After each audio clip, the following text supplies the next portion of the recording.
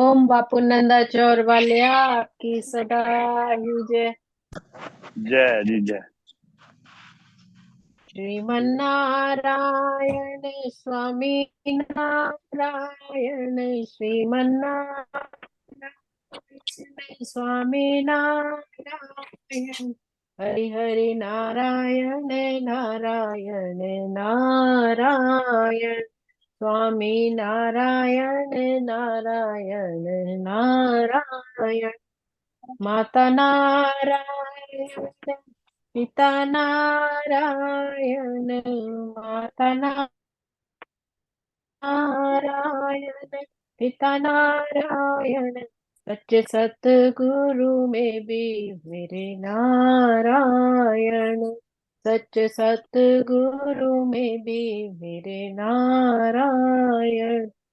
श्रीमन्नारायण स्वामी नारायण श्रीमन्नारायण स्वामी नारायण।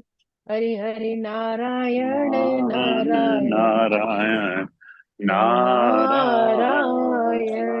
लक्ष्मी नारायण नारायण नारायण स्वामी नारायण नारायण नारायण। वसुदेव सुतं देवं कंस चाणूरमर्दनं देवकी परमानन्दं कृष्णं वन्दे जगद्गुरुं। कृष्णं वन्दे जगद्गुरुम्। ॐ श्री परमात्मने नमः। श्रीमद्भगवत गीता अथ तृतीयोऽध्यायः। हाँ जी साथ संगत जी, हम तीसरे अध्याय के श्लोक 25 तक हमने श्रवण किए थे। थोड़ा सा सारांश लेके आगे शुरू करेंगे। 24 और 25 श्लोक में भगवान बताते हैं कि हे अर्जुन, यदि मैं ही नियत कर्म ना करूं तो ये सारे लोग नष्ट हो जाएंगे। तब मैं अवांछित जन समुदाय वर्ण संकर को उत्पन्न करने का कारण हो जाऊंगा और इस ओह तरह बंधु तो बता ली। संपूर्ण प्राणियों की शांति का विनाशक बनूंगा। भगवान कह रहे हैं कि अगर मैं ही अपना कर्म ना करूं, अगर मैं ही अच्छे मार्ग को, धर्म के मार्ग को ना चुनूं, तो मैं वर्ण संकर का उत्पन्न करने का कारण बनूंगा और जो भी प्राणियों में शांति है उन सब का विनाश हो जाएगा। तो उस विनाशक का कारण भी मैं ही बनूंगा। तो इसलिए ये उत्तरदायित्व बनता है समाज का कि भगवान स्वयं समाज को सुधारने के लिए अवतरित होते हैं, किंतु हमें ये ध्यान देना चाहिए कि हमें भगवान के ही पद चिन्हों का अनुसरण करना चाहिए। हम उनकी शक्ति का अनुकरण नहीं कर सकते क्योंकि वो सर्वशक्तिमान है, सर्वव्यापी है। इसलिए प्रत्येक व्यक्ति को चाहिए कि वो सोच समझकर धर्म के मार्ग पर चले और परमात्मा के बताए हुए रास्तों का ही अनुकरण करे।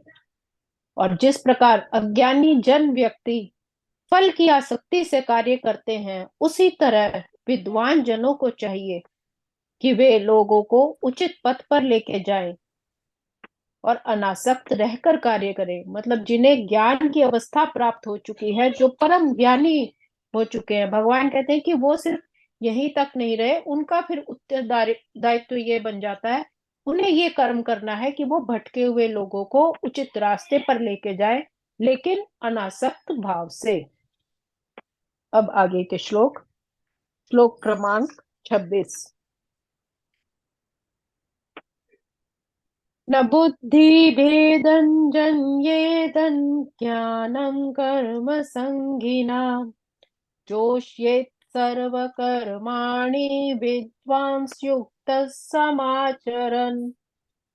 विद्वान व्यक्ति को चाहिए कि वह सकाम कर्मों में आसक्त अज्ञानी पुरुषों को कर्म करने से रोके नहीं, ताकि उनके मन विचलित ना हो, अपितु भक्ति भाव से कर्म करते हुए वह उन्हें भी सभी प्रकार के कार्यों में लगाए, जिससे कृष्ण भावनामृत का क्रमिक विकास हो सके। कृष्ण भावना भावित विद्वान व्यक्ति इस तरह कार्य कर सकता है कि इंद्रिय तृप्ति के लिए कर्म करने वाले अज्ञानी पुरुष ये सीख लें कि किस तरह कार्य करना चाहिए और करना चाहिए। यद्यपि अज्ञानी पुरुष को उनके कार्यों में छेड़ना ठीक नहीं, परंतु यदि वह रंच भर भी कृष्ण भावना भावित है तो वह वैदिक विधियों की परवाह न करते हुए सीधे भगवान की सेवा में लग सकता है। ऐसे भाग्यशाली व्यक्ति को वैदिक अनुष्ठान करने की आवश्यकता नहीं रहती, क्योंकि प्रत्यक्ष परमात्मा के द्वारा उसे फिर वो सारे फल प्राप्त हो जाते हैं जो उसे अपने कर्तव्य के पालन करने से प्राप्त होते हैं।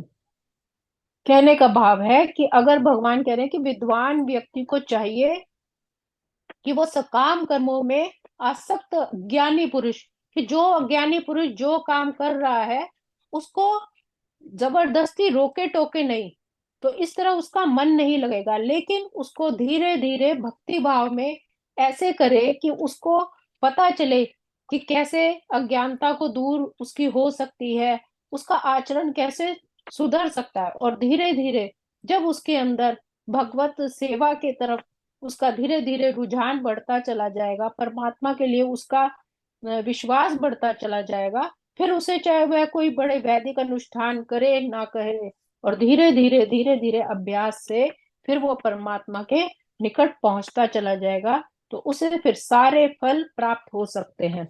और जो अपने और फिर उसे अपने कर्तव्यों के पालन करने से ही प्राप्त होंगे, मतलब फिर वो धीरे धीरे सत्संग की ओर बढ़ता चला जाएगा। और ये कार्य कौन कर सकता है? हमारा गुरु कर सकता है, क्योंकि अपने आप व्यक्ति ऐसे मोह माया के जाल को छोड़कर भगवत के कार्य करने लगे, वो संभव नहीं है। तो इस काम को करने के लिए गुरु का विशेष महत्व है, क्योंकि गुरु ही हमारा पथ प्रदर्शक करता है, जिसकी वजह से हमें पता चलता है कि क्या गलत है क्या सही है और हमें कैसा आचरण करना चाहिए। अगला श्लोक। प्रकृति क्रियमाणानि गुणे कर्माणि सर्वशः अहंकार विभूडात्मा कर्ताहमिति मन्यते। भगवान बताते हैं कि जीवात्मा अहंकार के प्रभाव से मोहग्रस्त होकर अपने आप को समस्त कर्मों का कर्ता मान बैठता है, जबकि वास्तव में वो प्रकृति के तीनों गुण अर्थात सतगुण, रजोगुण और तमोगुण के द्वारा संपन्न किए जाते हैं।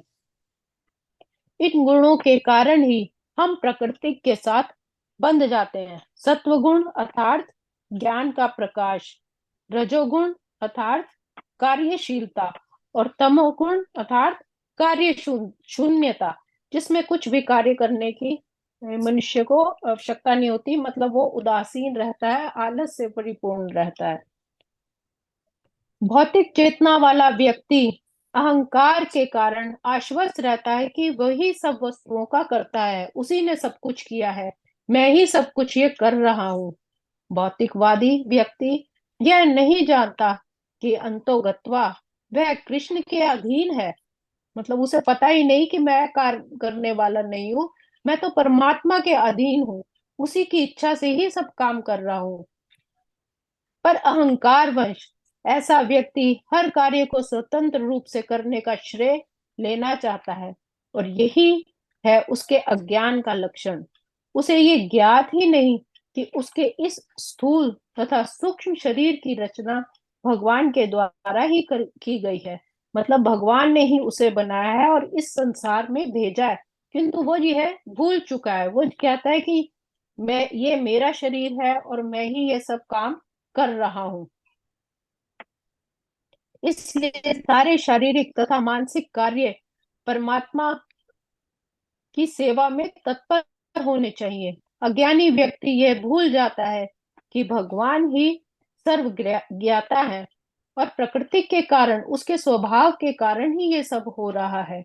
इंद्रिय तृप्ति के लिए इंद्रियों का निरंतर उपयोग करते रहने से वो अहंकार के कारण मोहग्रस्त रहता है, जिससे वह कृष्ण के साथ अपना शाश्वत संबंध भूल गया है। मतलब मोहवश अज्ञानतावश वो भूल जाता है कि वो क्यों इस संसार में आया है, कि इसलिए भगवान ने उसे ये शरीर दिया है। मोह माया के कारण उसके अंदर उसके जो पर्दा पड़ा है अज्ञानता का, वो समझता है कि ये सब काम वो स्वयं कर रहा है, जबकि सच्चाई ये है कि वो परमात्मा के अधीन है। और जो वो काम करता है वो अपने उस प्राकृतिक गुण के कारण करता है।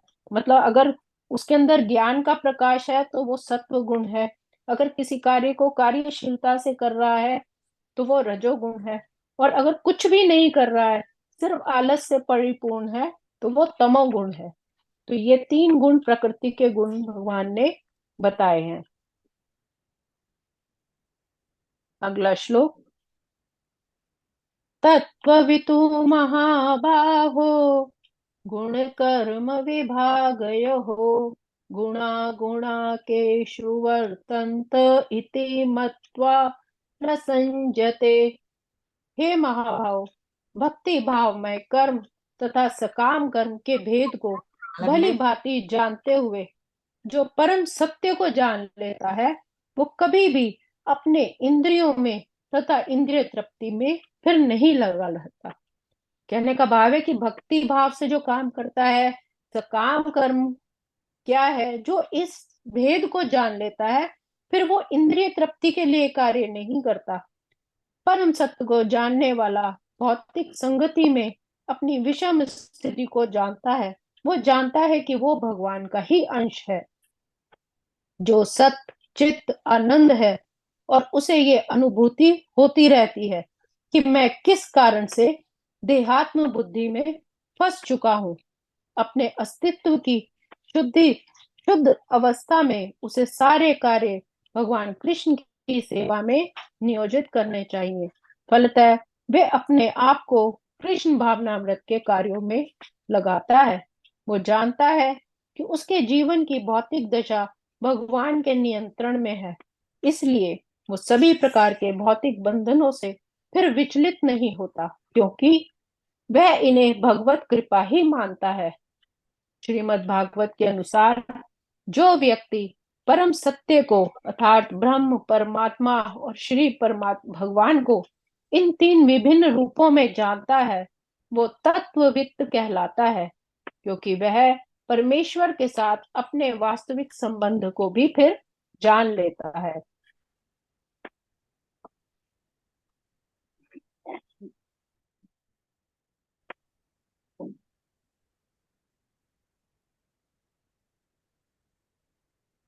मतलब जिस प्रकार सूरज के उदय होने के बाद सारी सृष्टि में कर्म के हलचल का निर्माण होता है, कमल खिलता है, पक्षी निकलते हैं, और सूर्य भगवान से पूछने पर वह कहेंगे कि मैंने तो बस प्रकाश ही दान का कर्म किया है, उसी प्रकार ज्ञानी आत्मज्ञान की आभा में पहुंच जाने के कारण समझते हैं कि उस ज्ञान की आभा में ही प्रकृति कार्य करती है, देह कार्य नहीं करती। अगला श्लोक। प्रकृतिर्गुणसम्मूढा सज्जन्ते गुणकर्मसु तान् कृत्स्नविदो मन्दान् कृत्स्नविन् विचालयेत्।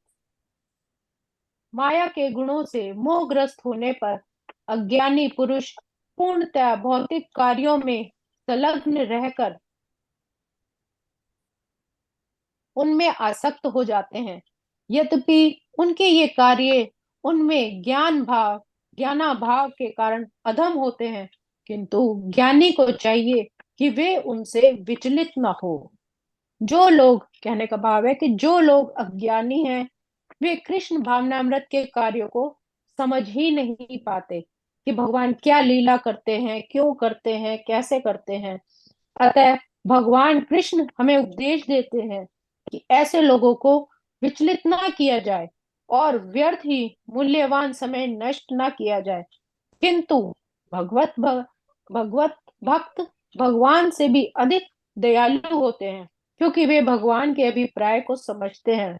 फलतः वे सभी प्रकार के संकट भी झेल लेते हैं। जो जानते हैं कि परमात्मा कौन है, क्या है, सर्वशक्तिमान है, सभी करने वाला है, कराने वाला है, जो ये जान लेते हैं, फिर वो ही सब संकट भी झेल जाते हैं। यहाँ तक कि वे इन अज्ञानी पुरुषों के पास जा जाकर उन्हें कृष्ण भावनामृत के कार्यों में प्रवृत्त करने का प्रयास करते हैं। जब उन्हें पता चल जाता है कि परमात्मा इतनी कृपा करने वाले हैं, इतना हमारे मतलब मनोकामना पूर्ण करने वाले हैं, हमें सब कुछ देने वाले हैं, तो फिर वो ज्ञानियों के पास जा जाकर भी बताते हैं कि यदि तुम भी परमात्मा के भक्ति में लगोगे, गुरमुख होगे, सत्संग जाओगे, तब तुम्हारा भी कार्य हो जाएगा, तब भी तुम भी कार्य में प्रवृत्त होने का प्रयास करते हैं, जो मानव के लिए परम आवश्यक है। मतलब अज्ञानी व्यक्तियों को भी फिर उसके साथ, उस ज्ञान धारा के साथ जोड़ना चाहिए। यही एक ज्ञानी पुरुष का कार्य है, भगवान यहाँ ये बता रहे हैं कि कर्म अलग हो, साधना अलग हो, ऐसा भगवत गीता में ज्ञान नहीं दिया जाता। जिस प्रकार चंद्र निकासी कमल चंद्र की आभा का आस्वाद अपनी जगह पर रहते हुए ही लेता है, उसी प्रकार उस परमात्मा का अनुराग हम लोग इस प्रकार के कर्म नजर रखना तू को पूरी। मिडल तेरी मम्मी। कर्म योग मिडल लेन में तो अलावा नहीं चलना, राइट लेन भी डेंजरस है ना, ना राइट लेन भी डेंजरस है। राइट लेन है एंटर एंटर कर रहे।